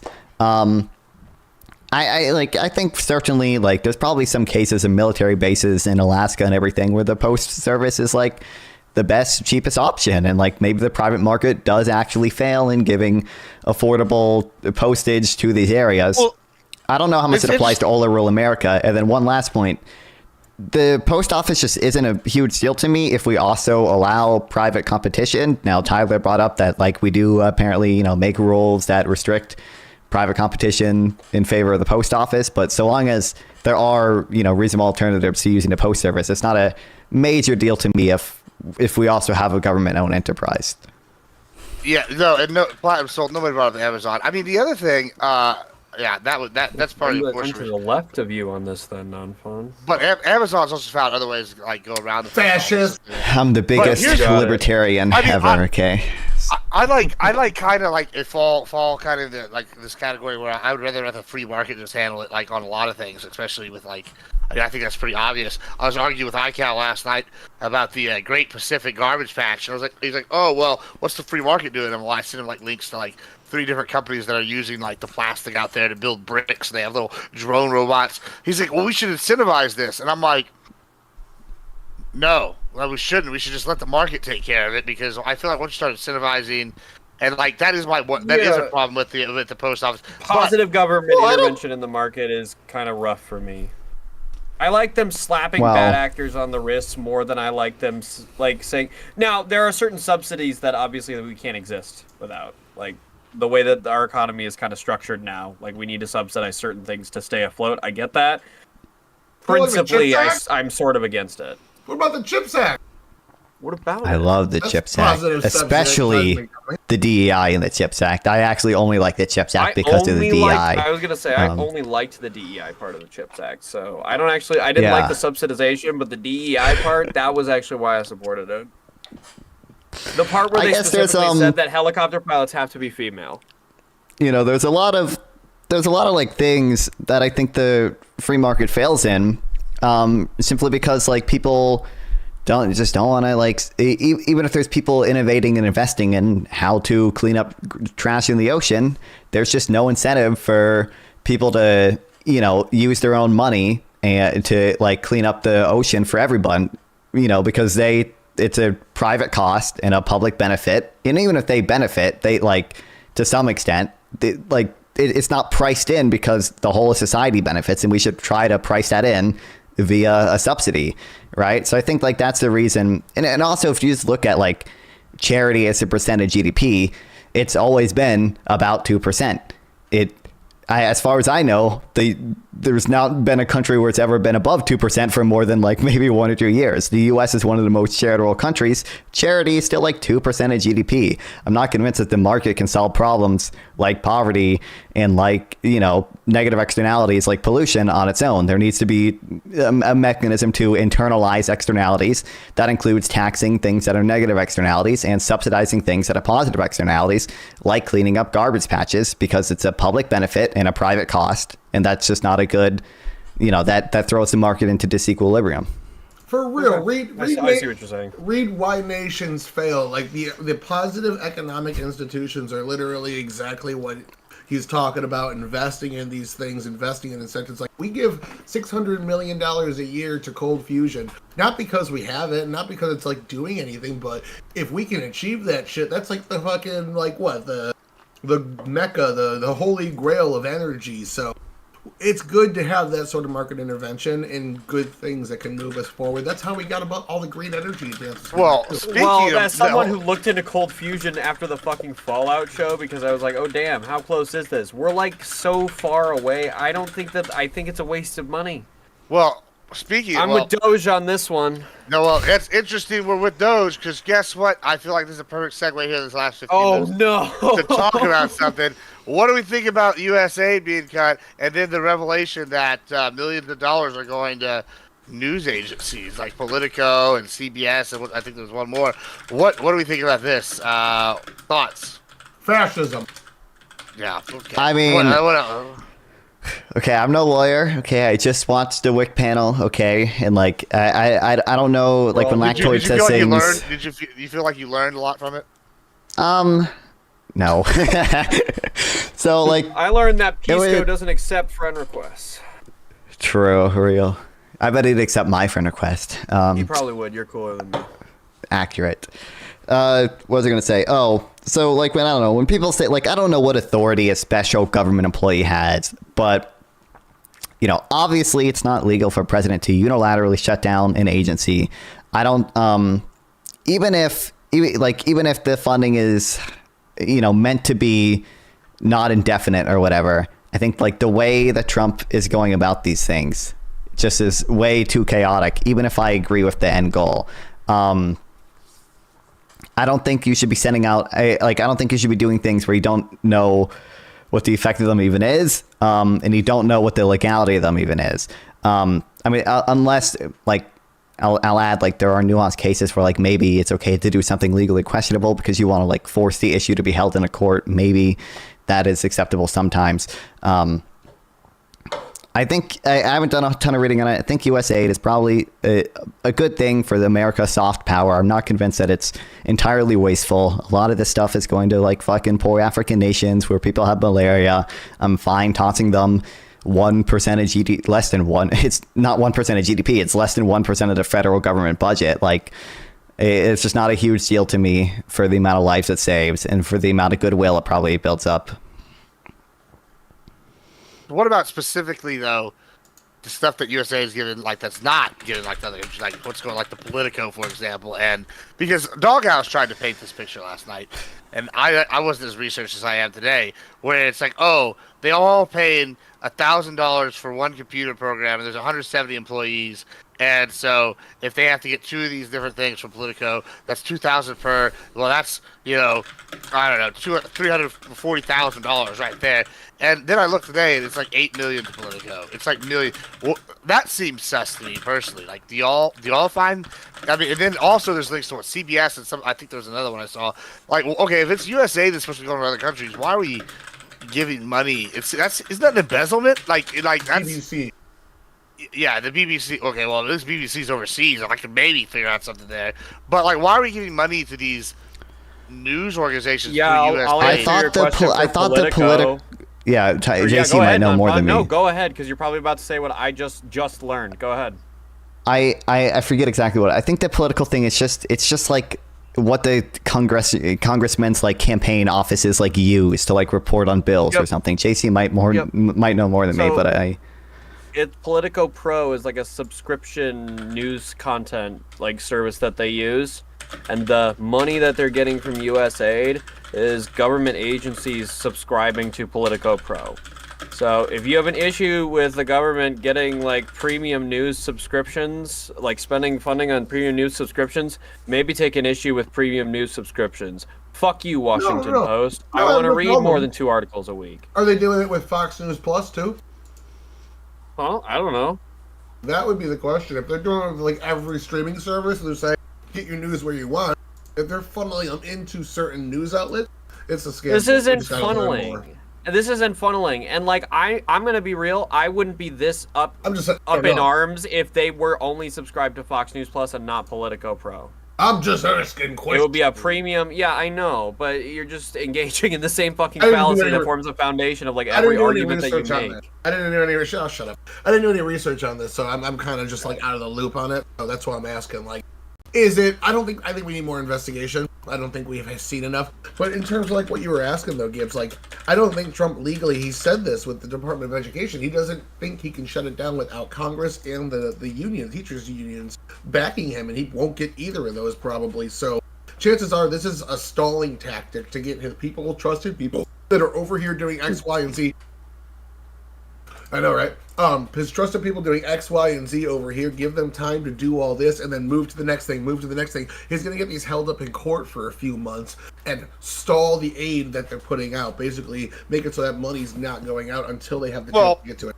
Well, can we talk about Elon Musk's cronies plugging hard drives into like why are we so obsessed with these dumbass oh my god, people bought subscriptions to a news service instead of, hey, holy fucking shit, cronies for Elon Musk are fucking like installing hard drives into servers with secure data for U.S. citizens. I would like to talk about Elon Musk's choices with those real quick. I find it interesting though that he started with the places he started. Right, because if he really wanted to do what all the Republicans and MAGA wanted, the first agency he would have started with is not USAID, it's the ATF. That's what he should have started with, right? If he was really going to pander to the base. But instead, what did he do? He went after USAID. So I do have some questions. Because like Trump, now that he's in power, he doesn't care what you guys think. He doesn't give a fuck about you, Gibbs, or any of the other MAGA voters that he claimed that he loves. He doesn't care about any of you. He has the power, okay? Well, you guys got suckered. He's making me a lot of money. He's making me a lot of money. You guys got suckered by Trump, and now we have to deal with the consequences. And the consequences are they lied to you for months, and now you get nothing. Maybe you get something because you might get some tax benefits. Well, that too. But I also get money because I fucking sell B2B cells, and he has now fucking basically 2 cities worth of people that have been supported in business that have been buying our services. So yeah, I'm a big fan of what Musk is doing. It's bringing me business. So like, yeah, his interests align with mine somewhat in some regard. I don't know. Yeah, but I do wish he had started with the ATF. I don't know why that was. That feels like that'd be an easy win. Like, is anybody on the left even really just like, I love the ATF? Like, I can't. I love the ATF. I don't know enough about the ATF to know. They did explain this. They did talk about this, that they're going after the. They can't go after mandatory spending nearly as easily. They can't go after these administrations nearly as easily. How convenient. They're still working on putting through methods. They just put through one to make it easier to fire federal employees, but there's a lot of checks on getting rid of federal employees, so they have to They're working through those real quick. What they can do right now is go in and do Godspeed to them. a different sorts of spending, like grants. Grants are not allocated to go to a specific thing, so they can go in and say, halt this program right now, halt the brakes, and we'll take a look at everything before we send any more money out. And that's kind of what the stalling tactic, I think. This is all speculation, but I think it's a stalling tactic. Well, okay, what does that have to do with them plugging hard drives into computers? That's what I want to talk about. That's the shit that makes me Are you that's talking about why I'm saying the Treasury you got computers? duped. Maybe they have some software on that computer that they need to. Well, move okay, over. let me ask this then. Okay, so if all right, listen, I know people Are we don't like against these guys' names being put out there? That was something that I saw that was like, and I'm an anti-doxing guy. I am not against their names being put If they're out. paid government actors, no. If they're hired private actors, yes. So let me just say this. They're right? hired private actors in the employ of a government bureau. Yeah, I you shouldn't. Yeah, I don't think. So here's my thing, right? Okay, No, let me just no, throw this at you. You brought up They have access to you brought up the like hard drive thing, right? And so I'm looking at it like this, right? Okay, I know that the left doesn't like Elon. All right, but let's just for the funsies here. Doge exists now, and let's just give Elon the benefit of the doubt for the sake of this argument, right? Let's say he actually is going in there trying to clean up stuff and do it efficiently. And we would assume whenever he's been sanctioned by the president. Now I know you don't like Trump either. Trump's the oversight. He can't just go and do this unilaterally. He's got to go to the president and he's got to go, hey, I now have access to this information we didn't have before. This was their stated goal. This is what's happening. Here's the KPI, right? The KPI metrics are here. They're not meeting their goal. So in order for him to do that, he's going to need that internal information, I would assume. Unique And like things to people are do, like, New no, York. we don't want to look at Welcome the to the- books. I'm like, isn't the whole point of Doge to like take a look at the books? Okay. Like, Not when these guys are just letting themselves into government buildings, plugging in hard drives without saying anything to anybody, and trying to keep their names unknown. Yeah, I'm not sure how much authority they have to do this. I'd have to research on that, and also like the we thing don't that even know they're who they are. yeah, and then they're taking over like the Treasury payment systems to Gibbs, control you are looking all at this federal from a payments. very It seems a charitable little perspective, which is understandable given your like partisan bias. I understand that, but you have to understand how this looks to non-fun and I. It looks like Elon, who I assume agree is sort of acting like an unelected oligarch, is utilizing his government position for insane personal enrichment and benefit, is now deploying personal lackeys into government buildings that he has access to by virtue of his relationship to the president and accessing secure information of United States citizens for dubious reasons. so now I want you. So everything you just said, I want you to like really revel in that feeling for a second. Put a blue D No, in hold front on. of that and tell me you wouldn't disagree. Hold on, with it. just I want you to like suck in that feeling. I don't like it. It doesn't feel good, right? You don't like that feeling? That is how Republicans have felt for the last 20 years, bro. We have sat here and said, "Oh, this 20 guy, years. yeah, this guy." So wait. Then you're saying, I'm not saying gonna if a Democrat did that, you would dislike it. I'm saying, hold on. Here's what I'm saying. I would say something worse.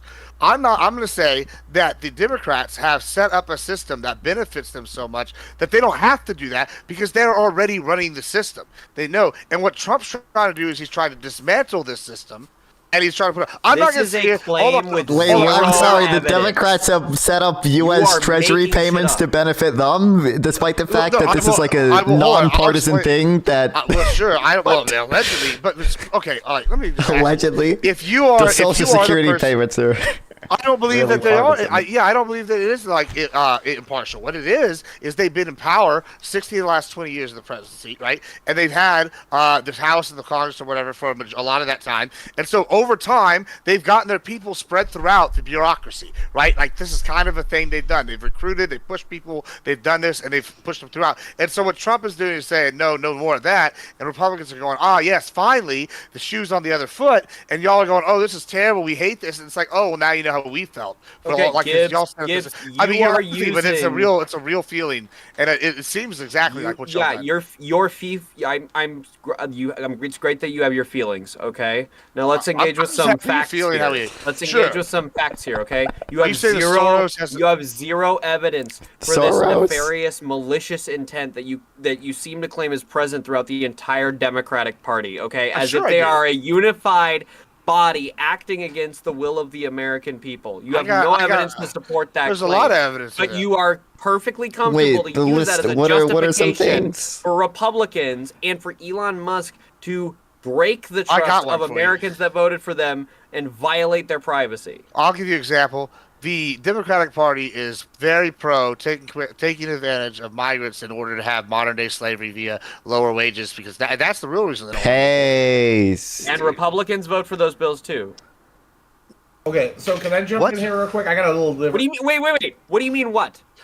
Which group, which party doesn't want to deport the illegal aliens because, and I quote, Both I don't of remember them. which leader said this, said, hey, it's going to cost Both of costs them. to go way up. Both of And them it's like, don't wow. want- Well, that's so not the so only. you know- That's not the only reason I'm not in favor of mass deportations. But like, But that Both is of them the don't Democratic want to Party. deport They want them. modern yeah, day but I think slavery. we're providing. I don't understand. This is modern day slavery when these people are like the whole entire reason they're going to the U.S. is because they get better working conditions than they would Well, otherwise they in can like get a work- Mexico they or get a their work home permit. country. They can get a work permit. Okay. Like that's fine, and they get paid fairly like an American. Do you not want them to Well, have? I would the same pay as prefer Americans? that to happen, but like the people who cross fully See, but- undocumented don't so get a work well, permit. That's because you're not an evil, nefarious person within the system that's been forcing this to happen. That's because you're on the outside. I don't know so if if Democrats I- are not if in I favor run of for giving people election- work permits. if I- Biden gave if I run like for election 800,000 as a- Venezuelans work permits. Biden, I think, made it so if you claim Illegally. asylum, you have like 90 days to get a work permit here. Like, Yeah, but it was asylum. everything I've That seen. was, taking advantage of the asylum system. You though. could That was bad. already get a work permit prior to Biden and Trump. If you got approved for asylum, it was already. I think Biden made it easier to get work permits, and I think he gave. very well- I remember he there made it being an easier to article get about asylum as well. Venezuelans. He put out an app. Well, that made I it easier agree. to get asylum as well. So yeah, I would probably see that. But Jose, so the Trump question you guys are asking, I want to jump in here with a little bit different of a thing. Trump ran with Musk, and if you watch the sales pitch, and I'm paraphrasing because Trump is a terrible communicator, but his sales pitch was this guy made himself successful, went into failing businesses, turned them around extremely complex ones with rockets and fucking hybrid cars, and made them all billion-dollar ventures. Went into Twitter, bought it, and fired 80%, and now the thing's still running just the same. He wanted to hire him for a czar position. His authority comes from Trump. Elon Musk can't actually do anything. All he can do is bring recommendations to Trump. Trump said if there's any conflicts of interest, they'll remove Musk or whomever has those conflicts of interest from that particular area. It's all been addressed. What's her name? Pam Bondi? No, she's the... Never mind. Blonde, the Kayleigh McEnany 2.0. She's addressed this in the press conference yesterday. Went through all these points, and I just don't see that big of a deal with it. Like, if he campaigned, I'm going to hire Elon Musk to go through the books of the government and weed out all the bad shit, and people voted for him, then that's exactly what they voted for. I don't know if. First of all, I don't know if I would consider all the conflicts of interest have been addressed. Like, I don't think has Elon divested from a single one of his companies that he supposedly we made don't successful. we don't listen. We don't need him to do that. Conflicts of interest. Okay. They're like, probably not going to Okay. let anything that like gives funding to like going into outer space. They're probably not going to let him touch that. Has Elon Musk I not don't already know. demonstrated his ability to affect U.S. legislation? Yeah. Well, hold on. That's George Soros. Trump already said he said no to him on certain things as well. He's already said no to That's him. not my. No, That hold- wasn't my hold on. question. Hold But on, also, I George don't Soros? even- That wasn't my question. That's not an answer to my question, Gibbs. Oh, That's I a mean, it logical is, fallacy yeah. if you want to go down that road. Sure, listen, but here's the reason why I'm And asking it's that. bad when he. Okay, fine. It's bad when he does it. Now answer my Okay, question. sure, then sure. I would say he's has equal influence as George Soros has. I mean, I don't. Okay. No, No, I just I'd say the problem. more. Well, sure. My thing is I don't care if he's had more or less. Either way, like I would argue. Okay, Okay, why don't hold you on. care more or less? More I should will. bother you. I will explain it. Right. Okay. If Soros bothers you, Musk having more can I should bother explain? you more. This is easy, right? All right. I think Soros has had more, and I'll say it's just because he's been around longer, so he's been able to set up multiple things. I think now at any given time, Elon right now might have more like power, direct power at the moment. I don't think he's as established and has as many mechanisms of power as Soros does. So they're powerful in different ways. Now, hold on. Let me give answer. me the name of. Wait, hold on. Let me finish. You just asked me a question. Let me finish. No, because this is a ridiculous comparison. Can you name one bill that George Soros has affected in the way that Elon Musk did? The recent House bill that he fucking punished. Sure. I mean, off the top of my head, no. But I'm sure that I can find one if you gave me like 5 minutes. Okay, when you find one, let me know. But hold on, let me finish what I'm saying though. Is I think there's different mechanisms of power. One, and so they're powerful in different ways. And my thing is, and like I said, and this is why when I gave that argument about not being naive, just being young, is I have become very much accustomed at this point that I think we're getting fucked by everybody, right? So at least in this case, this guy is somewhat benefiting me, so I'd rather throw my lot in with the one that benefits me as opposed to the other corrupt guy that fucking is trying to fuck me all over. I'm not sitting here trying to act like it's all roses and fairy tales. Do I want Elon to have that much power? No. I've said several times that I have been concerned about how much power Doge has because, as like I said, I'm a small small government guy on the domestic side. I want more free market, and I'm only pro big government on like more of the military and the intervention side. So when I'm looking at it like this, yeah, it's a concern that Elon has that much power. And it's just as concerning to me as Soros, but at least one of them's benefiting. Soros doesn't have the same level of power as Elon Musk does, and it's a joke to even compare them. I'd say he has less. Okay, so real quick, Soros versus Elon Musk, why is it different? Musk stood next to Donald Trump on the stage, and Donald Trump said, I'm bringing this guy in to go line by line through the books. Here's a list of projects. I'll post it in the... Yeah, George Soros... I don't disagree with this point, but I think, like, first of all, I think like a lot of Americans are anti-establishment, so they voted like in an anti-establishment person on anti-establishment rhetoric, saying we're going to bring in a billionaire who made other things, other companies successful to try to make the government efficient.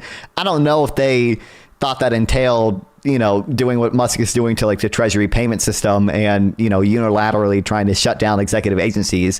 I don't know how much Americans even understand the scope of the executive branch's authority, but I just don't think it's a great thing. I think Americans voted for some Americans certainly voted for Donald Trump because they thought he would do tariffs. I don't think that makes tariffs good.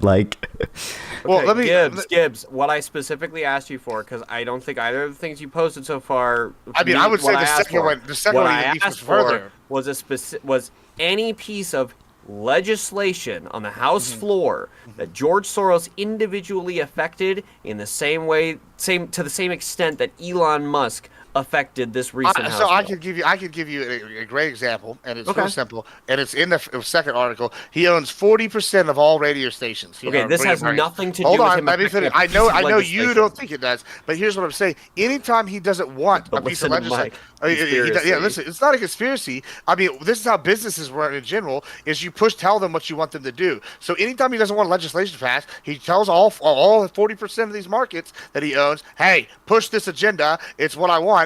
And guess what? They do it. I don't know why you even would debate that point. Like that's more meaningful than Twitter. Elon Musk owning Twitter. Yeah, which he just bought recently. I don't know if it's quantifiable. So with George Soros, are you critical of Elon Musk's acquisition of Twitter then? No, I don't care. I'd also then shut up about George Soros. But you're not getting my point. My point is that they're the same.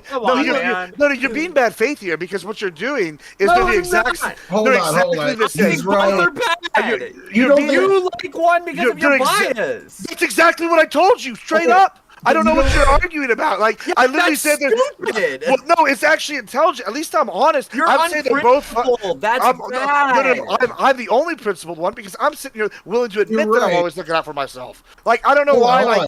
You're back. You don't think George Soros? But I'm saying the facts of the world, the facts of reality, clash with your position that you only look out for yourself. Elon Musk is, by definition, violating your rights of privacy as a United States citizen. He isn't looking out for you, so how could you look out for yourself by being biased towards him? You don't. Okay. So what? Facebook's doing the same thing. So is Instagram. So is Twitter. Hold on. Time fallacy. Look it up. I can help. What Gibbs is saying is correct. You don't think George Soros, the number one donor for the single donor for the Democratic Party, can only make one phone call and kill any bill? He Yeah, I don't, absolutely no. can. I don't. Absolutely can. I am Let's see your him do number it. one funder. Let's see him do it. I Elon mean, Musk did it. okay, Let's see him do it. But in terms of like you guys are trying to quantify like one specific thing, I can give you things that we actually know George Soros is doing on the state No, and you local can level. give me what I asked for, or it's an irrelevant comparison. It's not. That's not how it works, though. Yeah, it's not. Okay. Just I mean, because yeah, it's not the it's not a exact point you same can win on, so I action. understand why you don't want it to work that No, way. George. But, okay. George Soros does not have the power of Okay, Elon do you Musk think the Koch, in a lot of ways. Do you think the Koch brothers, whenever they, all right, for all the senators and All of them. Oh boy. hold on. Get out.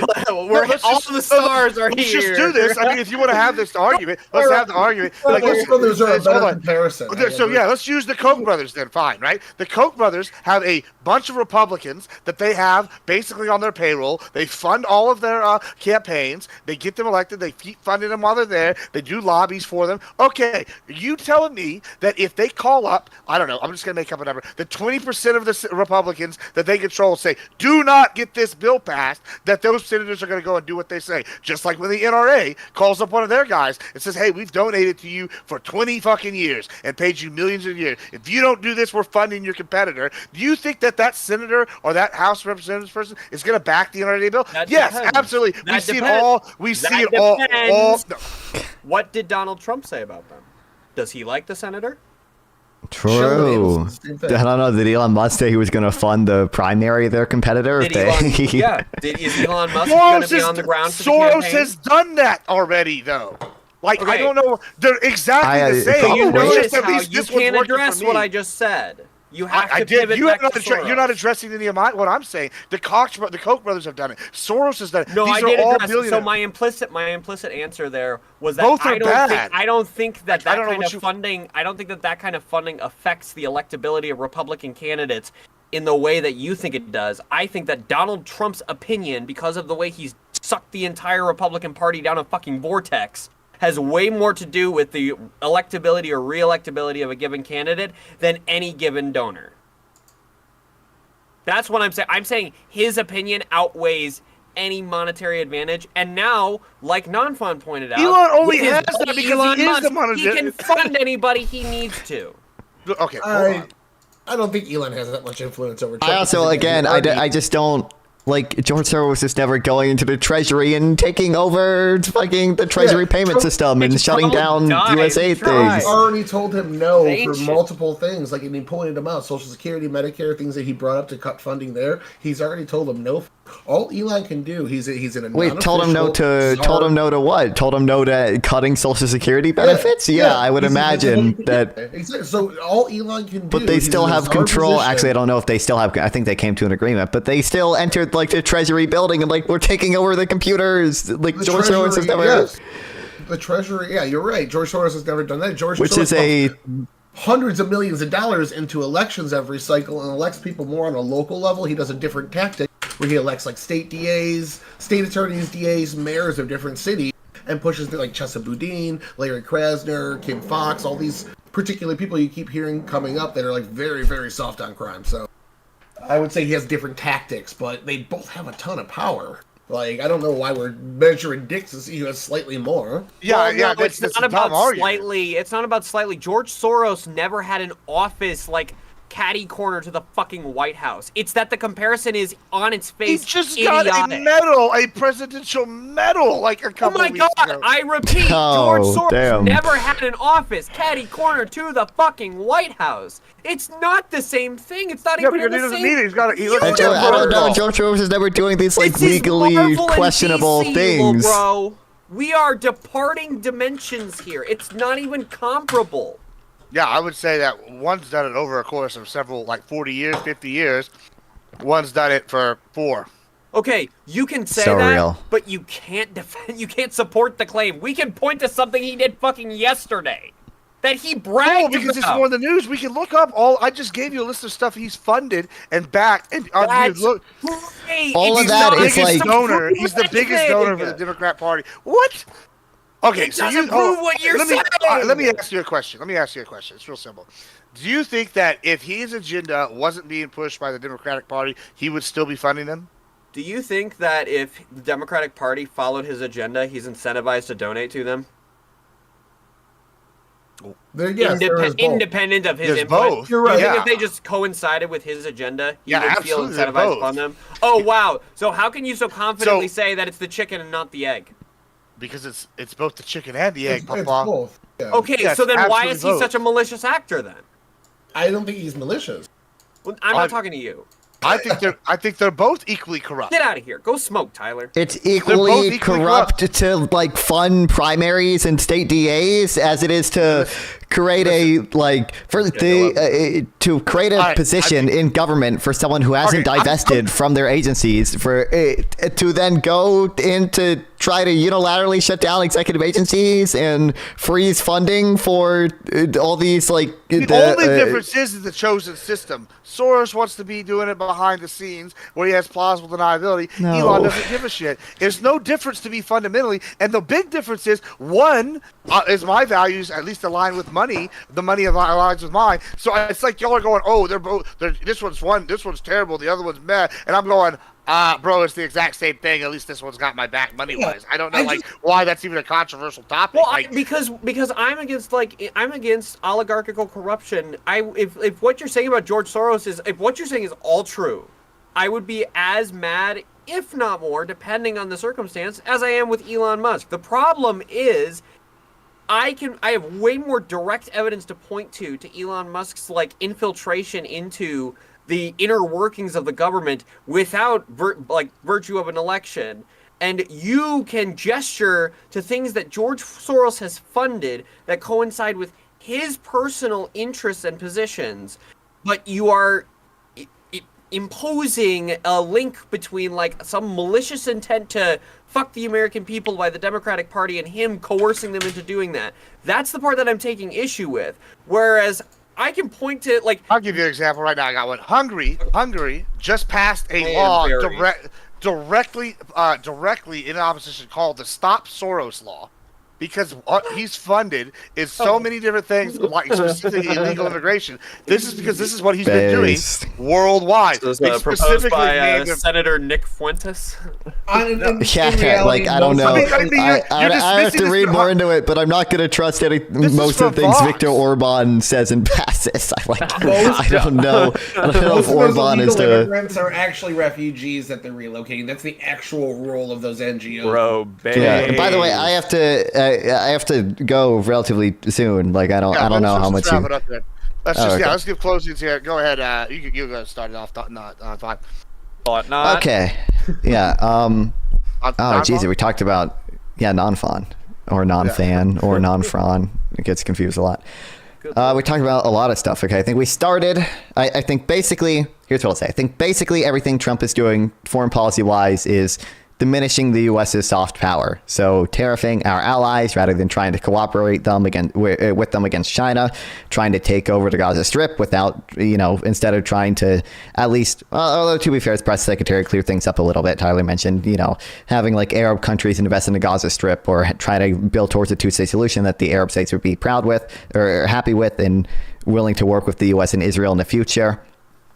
I think most of the things that him and Elon are doing are gearing up to, are expanding the authority of the executive branch and possibly gearing up to eventually just ignore a court order, trying to unilaterally change the definition of the 14th Amendment, trying to fire inspector generals without the notification that Congress, at least legally questionable to say the least, Congress wants.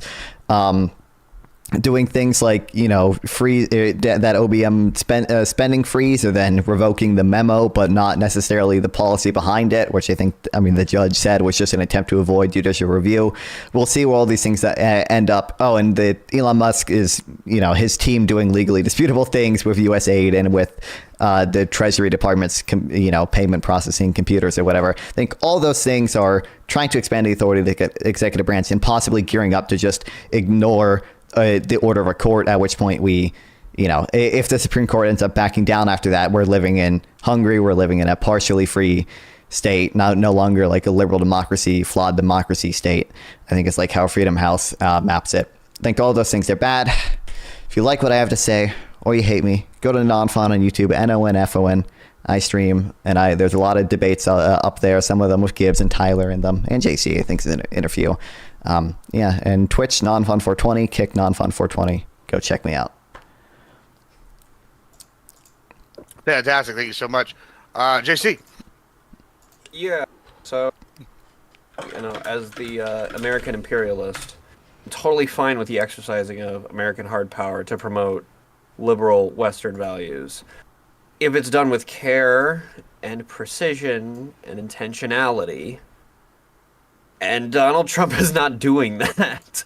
So he's going to just kind of like say whatever. He's going to point at random territory, throw darts at a territory on a map and say, I'm going to say I want that on Twitter today. He's going to blunder us closer and closer to collapse and probably eventual destruction. I'm the big JC. I don't stream, but I'm supposed to. And I play League of Legends when I do stream. Yeah, hell yeah. And Tyler. All right, so I got one point that we never really got to that I kind of wanted to get out, that this whole Gaza thing that was kind of supposed to be the main subject could also be a bluff. It could be Trump playing bad cop. So what's going on with the Israel negotiations for hostages is it's going to go in phases. And I think the first phase, they got between like 20 and 40 hostages and bodies secured for release. But it's not, I think it's like a third of what they have. So, and they're doing a small trickle. So they're going to have to go back to the table eventually. And what this does is allow Israel to not have to make concessions because they're like, look, our hands are tied. The United States said X, Y, and Z, and they're going to do it. So Hamas can't stay because Trump's going to come in here after. So I think that that's still a possibility if it's a bluff, and even if it's not a bluff, that's also maybe why they announced it the way they did, was to give Israel better leverage in the negotiations coming up. That all being said, I believe in U.S. or Americans having the best system. I believe in our liberal democracy, and I think that the best way to do it is spread this. Afghanistan, it was 42 million people. There's less than 2 million people here. It's a fraction of the size. It's completely surrounded with one of our best allies in the world. It's not going to be the same threat. We're not going to see the same death. It's going to be similar to toward the end of Afghanistan, where we saw life expectancy goes through the roof. We saw women's education skyrocket to a point where it hasn't been since like the 60s, before Russia went in there and messed their government up the first time. We saw all sorts of great shit for the population when that happened. So I really want that moving forward. Again, read why nations fail. We need to go in there. We need to set up these economic inclusive institutions and foster them over a generation or two, so that they are the generation that we leave to take over the country has only known what we have put in place for them and moves forward with liberal democracy as well, while floating our pockets with all the investments we made into it. If you want to see Wednesday, I'll be on this channel. We're going to be doing a one-on-one debate with somebody that is against this Gaza policy. He and I are going to be doing it for competitive purposes, so you can come in and vote. Plus, if you want to sub to my OnlyFans, I do cake sitting and feet videos. Otherwise, go ahead, drop a sub to everybody on here. We do this once a week, and the chemistry is getting better and better every week. Pretty soon, we're all going to get together and smoke marijuana and go to cookout and fun stuff. Amen, brother. Amen, brother. Well, on that note, I'm going to send y'all on over to Ian tonight, I think, and you also going to go say hi. We got to go pass it around to the homies. Bye, wave goodbye, everybody. Bye. It's been a good show. Thanks for coming, everybody. Bye. Jesus. Okay. Who did I say we were sending people to? I could send people to the same place. It'd be funny. I think he said Eden, but I don't know who the fuck Eden is. By the way, check this shit out. I made this for when I play a Hello Kitty Island adventure. I don't know. Head over to Rob. No, I think I'll be talking to him soon. So stay. I can't stay. I have shit to do for a little bit. I'll be back in a little bit, though.